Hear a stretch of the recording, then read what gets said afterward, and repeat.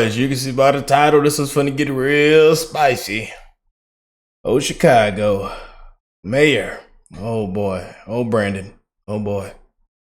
That transmission is shot. I mean, she's no go. No. You need a new one. Yeah. We're stuck on the interstate. It's not, the transmission didn't drop. We told you we needed an oil change. You didn't want to listen. You done let all that oil get slugged up in there. We done went years and years riding. No oil change. All I can do is be real, Patriots. My brothers and sisters around the world, all we can do is be real. Call it for what it is. But y'all know the wokeness and the woke culture and all this, it's messed up and just destroyed a lot of things, y'all. A lot of things. And then they look at the results and say, wow. Oh, how did that happen? Then they say, well, you get what you vote for, huh? Play victim, never want to take responsibility. You know? People don't understand that there's one race, the human race, and that we should just spread one love to all the beautiful people around the world, that we should come together. Finally, just come together and unite. But, you know, look where we are now, huh? Whoa, boy. So we're going to jump into this video, y'all. Enough of me yapping and preaching and talking. Rick, shut up. Just shut up, Rick. We already know. We already know, man. But shout out to my brother Joseph for sending this one over for me to check out and react to. And this one's also coming from my brother, man. I love him. So link into his channel will be in the description box down below. Make sure y'all go check my brother out, man. But boy. Oh, Chicago. Oh, Chicago. Chicago. Whoa, boy.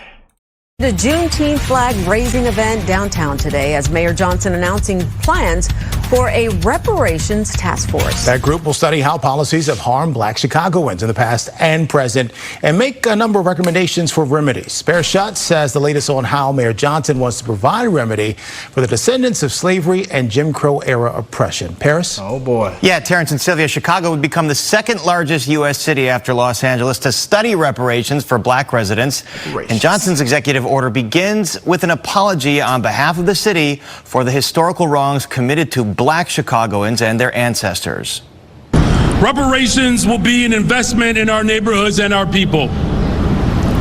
Reparations will unlock the doors for prosperity to fully flow through the neighborhoods that have been disinvested in for decades. And as we grapple with the challenges and the hard-fought victories to get to this point, we must never forget our goal to make sure that reparations become a reality for Black residents of this city. So this executive order creates a reparations task force that will create a definition and framework for reparations, identify areas for restorative action like in housing, jobs, education, criminal justice. It'll conduct a comprehensive study of the harmful policies that have contributed to segregation and poverty in Chicago. So think about things like housing discrimination, redlining, and the construction of interstates that divided neighborhoods, etc. And finally, it will make recommendations to the mayor and city council for action. The mayor has pledged $500,000 for this effort in the current city budget. No word on whether the study will come up with a funding source to provide resources for reparations. 38th Ward Alderman Nick Sposato acknowledges the evils of slavery, but says he believes this task force is questionable. All right, guys, so we got to talk about woke Mayor Brandon Johnson, who is desperate because his approval rating, like Biden and like the rest of the Democrat Party, is in the tank, okay? This guy is like in over his skis when it comes to being mayor of Chicago, okay? He literally can't handle it. Apparently, the guy goes to the hospital with panic attacks over the fact that his job is too stressful. At least that is the rumor. And we also know that Brandon Johnson is in hot water with the Black community of Chicago because this guy put illegal immigrants in their neighborhood, right? Something that he literally campaigned on, okay? And it blows my mind that people voted for this guy. The black community in Chicago literally voted for Brandon Johnson. Without them, Brandon Johnson would not have been mayor. But again, get what you vote for. These people are the main ones that are mad about what Brandon Johnson is doing, even though they voted for it, okay? So again, it's a very fascinating situation to analyze and observe. But what I do know is that Brandon Johnson is desperate to win them back, okay? And you know this because he's rolling out the oldest trick in the book when it comes to trying to win over black people, which is to offer some type of government handout in exchange for votes, okay? And also throw a little race hustle in there. And hey, this is the most effective way to corral the black community and to get them to vote for you, right? I'm telling you, it is by far the most effective strategy. And this is what Brandon Johnson is pulling out here, as he is going to spend $500,000 studying reparations, aka this is going to be a handout to one of Brandon Johnson's friends, okay, his buddies, his associates, his comrades, okay, that's going to make a quick buck off of Brandon Johnson trying to dangle the carrot of reparations above black people to say, oh, this is why you should vote for me. See, I got your reparations, right? Here it is, it's right here. Jump for it, right? This is what he's gonna do, right? They do this. This is the oldest trick in the book. They pull this out in California, right? It is really fascinating how Democrats get so desperate to preserve their victimhood coalition, okay? They will resort to these types of cheap tricks, because that's what this is, in order to get votes, okay? When they are failing at their jobs, they default to, well, hey, since we can't change your mind that we're doing a terrible job, if you vote for me, we'll give you a handout, okay? And we'll do it based off race, right? This is what they do, okay? And this is what Brandon Johnson is proposing, because now, according to him, all the problems in Chicago are not because of progressive or Democrat policies. No, it's because of racism. Racism is the cause of all of Chicago's problems, and that is why he's going to spend $500,000 studying reparations. Chicago still bears the scars of systemic racism and injustices that have been inflicted on our communities. We've seen them in highways that cut through black neighborhoods, and the industries, of course, that flock to these neighborhoods, often contributing to increased pollution and poor health outcomes. We see it in the trauma, of course, that is caused by gun violence. But we also saw it firsthand with the gross disinvestment that was intentional by previous administrations. And so beautiful neighborhoods like mine, the Austin neighborhood, has seen many health disparities, the lack of nutritious food, the lack of employment opportunity. The disinvestment in our communities have been intentional. And of course, that's why it's imperative that it is now the time to deliver good on reparations for people of Chicago, and particularly black people of the city of Chicago. Because even as I stand here today as mayor, the legacy of slavery and the aftermath still echoes today. We saw it when previous administrations sold off public assets.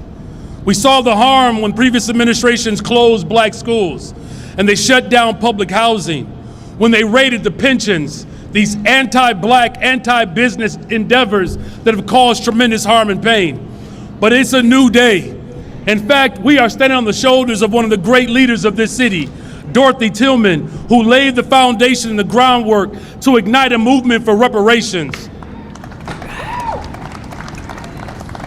It was Dorothy Tillman that introduced me to Dr. Claude Anderson, Black Labor, White Wealth. And it is why my administration is committed to driving reparations home. And we're going to invest $500,000 into the study of restoration and reparations for the city of Chicago, so that we can begin to move in the direction of complete liberation. And that's why, with the help and the support of the Black Caucus, we have a brand new Office of Reentry, added $5 million to make sure that the formerly incarcerated find jobs and housing and counseling and the full support that they need. Yeah, so this is the same cheap trick that Democrats pull in California around election time when they came out and they started to peddle reparations to black people. Okay, you guys remember all those town halls, all those meetings in California? You had San Francisco, LA, Sacramento. All these black people would come out and demand ridiculous amounts of money for reparations, right? We're talking about some people say, hey, black people should get $5 million each, right? $5 million a person. Okay. You have some proposals where they were saying that black people are owed 15 to 20 trillion dollars. Now, again, there are no concrete plans on how they're actually going to pay for it. Okay. That actually really matters. No. They just say, cut me the check. Okay. And Democrats flirt with cutting them the check, even though Democrats know they're never going to cut the check. Okay. And that is how they get these votes, because they want black people to believe that voting Democrat is your best chance of getting reparations. Therefore, they really don't have to do anything else or worry about anything else in regards to the black vote, because again, you're just dangling that carrot in front of them the whole time, and black people continue to jump for it every single time. Okay. And that, in my opinion, is part of the reason why black people vote Democrat at 85-90% is because Democrats promise handouts. Okay. And handouts are the easiest way to win the black vote. Okay, let me give you an example, right? I'm gonna give you an actual great example. This is something I have been extremely annoyed by, but again, there's this idea that, well, because Trump gave out stimulus checks, okay, during the beginning of the pandemic, a lot of black people are saying, well, Trump gave me money, right? Therefore, I'm gonna vote for Trump. And we've covered these stories, and we've covered black people who have like cited stimulus checks as one of the reasons because they believed that the economy was great when Trump was giving out stimulus checks. And it's just funny because it really does back up my thesis about, again, how to win the black vote, right? The easiest way to do it. Because again, a lot of people, they say, well, when Trump was in office, we had money. And what they actually really mean is that you had all that government money out there, right? The PPP loans, okay? The EIDL loans. Yeah, some of y'all still living off that, huh? Some of y'all still living off them, living good off that, huh? Well, actually, nah, the way the economy's going, inflation, yeah, everybody done spent it up. Spent it up. It's all gone. Times are tough for a lot of people. Oh, boy. Damn, what's crazy. I know some of y'all done got scot-free. You lied. Talking about you had multiple employees. Talking about you had land and a farm and that you had a room that you were renting. Yeah, some of y'all done rigged the system. I know. I'm a shh. The stimulus checks, the unemployment. That is the first time as a society we've actually experienced that much government cash being just flooded into the populace, right? But actually, it was a lot of people really, for real though. All jokes aside, that were struggling, losing loved ones. I mean, it was serious, man. So y'all don't mind my jokes. And now, lo and behold, Trump's black support has boosted. I mean, he's double support. Okay, and I'm just saying, I don't think it's coincidence. I really don't. It is really a sad thing to say, but this is what I have noticed. So again, it doesn't surprise me when Democrats, all of a sudden, when they're struggling, like Brandon Johnson, they're coming out here and they're dangling the reparations. Hey, we'll give you some reparations. And it's just not going to happen for a variety of reasons.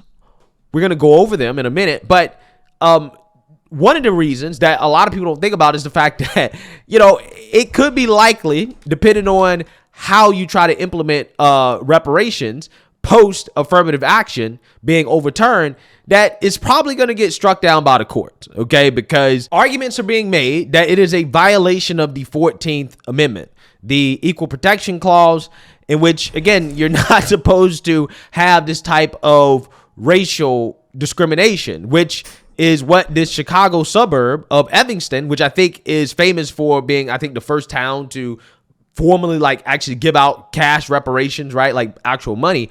They're now being sued because of it, because basically this is discrimination, right? According to the group that bought the lawsuit. So without further ado, let's get into it. A Chicago suburb is facing a lawsuit for paying out reparations to its black residents. Evanston, Illinois became the first municipality in the U.S. to launch a government-funded reparations program. But a conservative group has filed a class action lawsuit claiming the program discriminates against non-Black residents. For more on this, let's bring in Emmanuel Felton. He's a race and ethnicity reporter for the Washington Post who has been covering this story. What are the grounds for this lawsuit?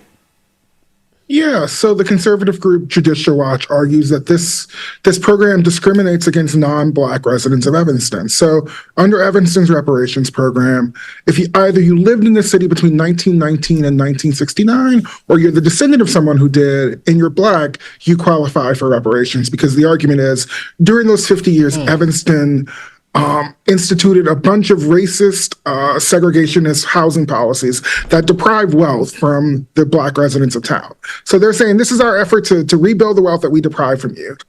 Whereas Judicial Watch says, you haven't proved exactly who was harmed by these policies. And so by opening it up to all Black residents, you're discriminating against non-Black residents. Yeah, and that is an interesting argument, because what they're essentially saying is that you are not actually determining who was harmed by these policies. You are just saying that, well, if you're Black and you lived in the city between a certain period of time, and therefore you're eligible, even though they have not demonstrated any harm or damage done to them by the policy, right? So it's not really reparations at that point, right? Because you're not really fixing a wrong. You're really just redistributing wealth. And that's ultimately what reparations is. It is wealth redistribution, right? That's ultimately the only way for it practically to be implemented. And because of that, that's also why there will always be strong arguments and lawsuits like this against it, because essentially it is extremely hard to determine who exactly was damaged and exactly how much is owed as a result, right? Depending on what you're giving reparations out for. Okay, even this city that tried to narrow it down to, a specific population, Black people that lived in the city between a certain period of time, again, that's still not specific enough to qualify as something that is non-discriminatory. Okay, because again, you're just handing out money to people based off race and when they lived in the city, not based off if they were actually really harmed. And that is important because that's what makes it unconstitutional, okay, to just give out reparations based off race. Okay, that is a violation of the 14th Amendment, the Equal Protection Clause. Okay, the government cannot just hand out race-based remedies that are ageless when it comes to their reach into the past, which is essentially what slavery reparations is. Okay, it has to be some government discrimination that happened recently, okay, relatively recently, okay, not 250 years ago, right, or 150 years ago, okay, no, it has to be something that happened recently, and you have to actually prove that a group of people were harmed specifically because of a government policy, right? You have to actually prove that. Okay, the government is not compelled to give out race-based remedies based off societal discrimination. Okay, societal discrimination and government discrimination are two different things. So I personally think that at the federal level, reparations is definitely not happening. At the state level, definitely not happening. The most that people can hope for is some little town like this to do reparations real quick, pass it real quick before it can get challenged in court, and then, pass out the money, right? And say, hey, we'll deal with the policy being struck down later, because that's what's going to happen, right? I personally believe, based off established court precedents, that this is going to get struck down, right? Basically, any reparations proposal, any serious one, is going to get struck down by the courts. That's just the reality, which to me is funny because I tell people the truth, right, about reparations, and I get called a sellout and all types of racial slurs. But yeah, you have people that lie to you about reparations, that will raise money, that will take money. Don't worry, I get it too. Y'all have seen it in the comment section too. I mean, it gets bad, man. But, like I tell y'all, they either don't care to hear the truth or could care less for the truth. Simple as that. From people knowing damn well that they're never going to get reparations is not going to happen. They'll take that money anyways, enrich themselves, and pretend to be some freedom fighter, while at the same time knowing that you're getting these people's hopes and dreams up for something that is not going to happen. All these people know that it is unconstitutional, but it's one of the biggest grifts on the internet, and I hate calling things grifts, right? But the reparations movement is a huge grift, okay? And one reason why I'm saying it is because if you're a black person, you say, hey, like, I just don't want to waste time with reparations because it's never going to happen. Again, people think that you're a sellout, but I'm actually telling you the truth, right? I'm not lying to you. I'm not trying to take advantage of this idea that one day you're going to become a millionaire because the government is going to give you a check, right? For something that you didn't go through. Again, these are the arguments being made. And quite honestly, these arguments have merit to them, right? If you just look at the Constitution, right? The 14th Amendment, the Equal Protection Clause. One of the reasons why is because, again, from a practical standpoint, the only way to really do reparations is actually through wealth redistribution. And that's actually what they really want. Okay. But again, that will always face legal roadblocks, in my opinion. And I think that is why you have these movements like the FBAs, the ADOS, because they want to try to get around that, right? They want to try to say, okay, no, we actually were harmed because we can prove that we are descendants of slaves who were harmed, and therefore we should get a reparations check, right? We're trying to exclude everybody except the people that were actually harmed. Now, again, will that work? I personally do not think so, right? But you do have people out here that are trying to get people's hopes up that the government one day is going to give them that check that they're looking for, even though at the same time they're arguing that the society is run by white supremacists, and they believe that these white supremacists are going to eventually cut black people a check. And I'm not entirely sure why white supremacists would give a reparations check to a black person if they are a white supremacist. But hey, you know, what do I know? Okay. All I'm saying is that I personally think, as a truth teller, right, as somebody that actually going to keep it real with you, black people ultimately are going to have to be satisfied with the fact that we live in a country with a pretty good social safety net, right? In the sense that if black people have been harmed by slavery and Jim Crow, and that is still affecting black people today, it is the reason why black people are living in poverty or aren't getting ahead, then I would argue, well, wouldn't it make sense that if black people are at the bottom of the socioeconomic ladder, they're earning less than everybody else because of discrimination and slavery and systemic racism? If this is the argument, then wouldn't they, by definition, disproportionately benefit from social safety net programs? Which, again, we have plenty of them, right? Food stamps, welfare, okay? The fact that we have a social safety net, and as a portion of the population, black people are on these social safety nets more than any other racial group, while at the same time not contributing as much to the system because, again, by definition, they have less money to contribute to the system. Couldn't you argue that that benefit black people disproportionately more than everybody else? Okay, that's probably the closest thing that black people are going to get to reparations. And that's just keeping it real. That's me not getting your hopes up, right? That's not me selling you some dream, because I personally think it's just not going to happen. But hey, you can fight for it. I'm just saying, when you're still fighting 40, 50 years from now, I would have put my energy into something more productive, right? And probably at that point would have got my own reparations. Okay. I'm just saying, I think that's probably the most effective thing you can do. Okay. Take advantage of the fact that the government does not make you live in abject poverty, even if you don't work, right? Even if you don't contribute as much to the system, that you can benefit, okay, and still be able to feed yourself, and to feed yourself well, right? Very well, okay? And have a roof over your head, have your kids' expenses paid for, and things like that on the government dime. I think that that's all you can really ask for. I mean, I'm just saying, like, what more can you ask for? Realistically, okay? I know what you can ask for idealistically, $15-20 trillion, but it ain't happening, right? I'm just saying. And this is really part of a larger wave of conservative challenges against programs that came up after George Floyd's murder, right? It's not a conservative challenge. Oh, boy.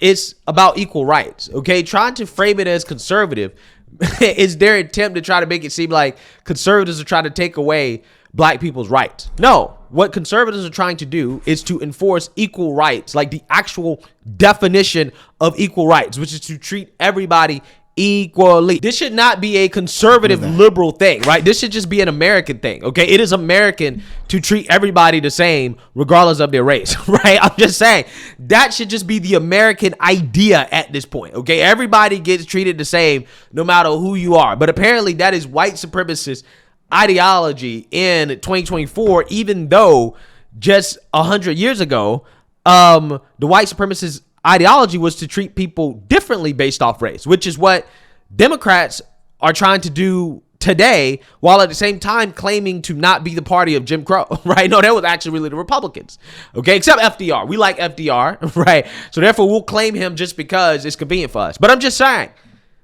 Democrats, they were pro-segregation back in the day and discrimination, and they're pro-segregation and discrimination today. This is their specialty. This is what they specialized in the entire existence of their party. So why is it a surprise that they are still pushing it today? Hate and division is the foundation of the Democrat Party, guys. Right? This is why the party is so hateful and divisive. It makes sense. You know, with the last year's Supreme Court decision in the affirmative action case, that the courts are very weary of these programs that give benefits to certain ethnic groups. And that's sort of having a clash with all of these programs, both in the government and in private sector. Like, you know, just recently this week, a program that was going to give Black women in Georgia who were starting businesses grants was struck down by an appellate court. So, AKA a contract, which is illegal to do, right? They are doing something that is textbook racial discrimination, and this guy is trying to pretend like that's some type of tragedy because they don't get special rights to discriminate against white people. Like always. Amazing. It's so funny how in none of these news clips, they actually go through the reasoning, like the actual reasoning in depth for the lawsuit against these discriminatory policies. There's sort of a clash here between, you know, how do we fix our age-old problems of racial discrimination in a way that really satisfies a federal judiciary that's really only interested in race-blind policy. Easy. Don't racially discriminate, right? You want to stop racial discrimination? Don't racially discriminate. That's it. Because if you continue to racially discriminate, this is what's going to happen.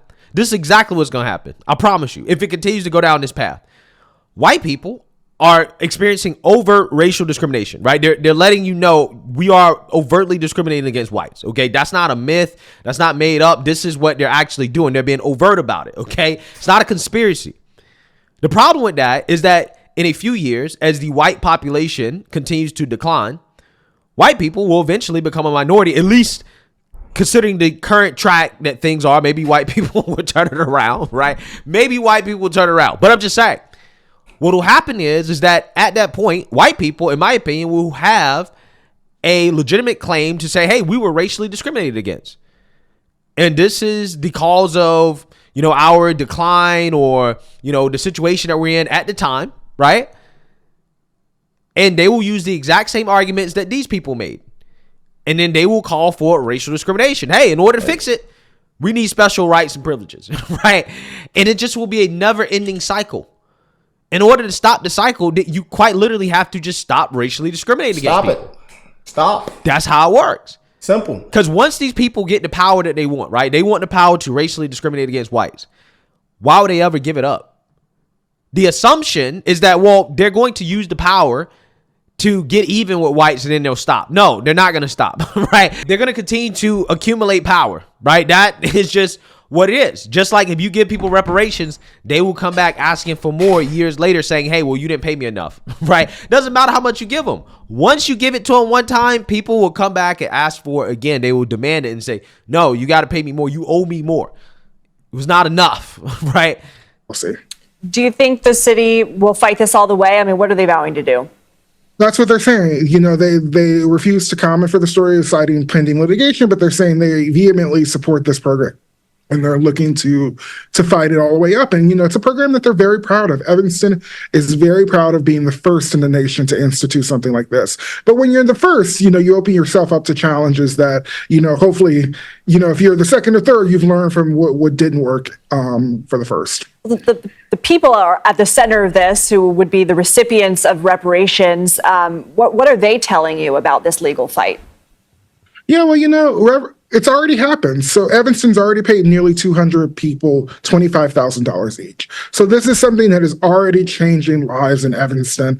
The question is, for all the people who were, so essentially how it worked is they pulled like bingo balls, and so if you were later in the poll, you were later in the wait list. So there's still hundreds of people on this wait list, and the question is what it will mean for them. It's already changed. From the people I've talked to, it's already. I don't know if it's 25,000 has changed their lives as much as it felt like a significant acknowledgement to them of the harm that was really caused here and across the country by housing policy for 50 years that really deprived Black folks for the ability to build wealth in the same way that white folks were able to with programs like the GI Bill and such. Well, I mean, again, you don't have to prove that you were actually harmed, right? They just assume that you were harmed because you were Black and you lived in the area. So I don't know, man. Maybe they will be able to narrow it down to continue to do it, right? Maybe they will, maybe they won't. I don't know. I just personally think that it is one of those things that is a waste of time, in my opinion, okay? I think that a lot of these programs are going to get shot down in the courts. And hey, you can keep trying, but I just think that there's a better use of your time. But let me know what you guys think. Yes, indeed, man. The term racism is becoming meaningless. Oh, boy. Oh, boy. Illinois. It's a fun fact. Slavery was never legal in Illinois. Oh, boy. Chicago is broke. Illinois is broke. Everybody broke except the guy who does hair and makeup. Oh, man. I love seeing some of my beautiful patriots in the comments, man. Sick of this nonsense, man. Sick of it. Sick of it, man. But I encourage y'all to spread the love. One love, the human race, man. One race. I encourage y'all to spread that, man. But all we can do is bring it to you. Show it to you. But, we still play victim. We still pull the cards. Nothing new, man. Sad. Like I say, they don't either care for the truth or don't want to hear the truth. But y'all let me know what y'all think, man. And again, shout out to my brother Link will be in the description box down below. Make sure y'all go check him out, show him some love. And hey, God bless you all and your families. I'll catch y'all on the next one. Peace and love, y'all.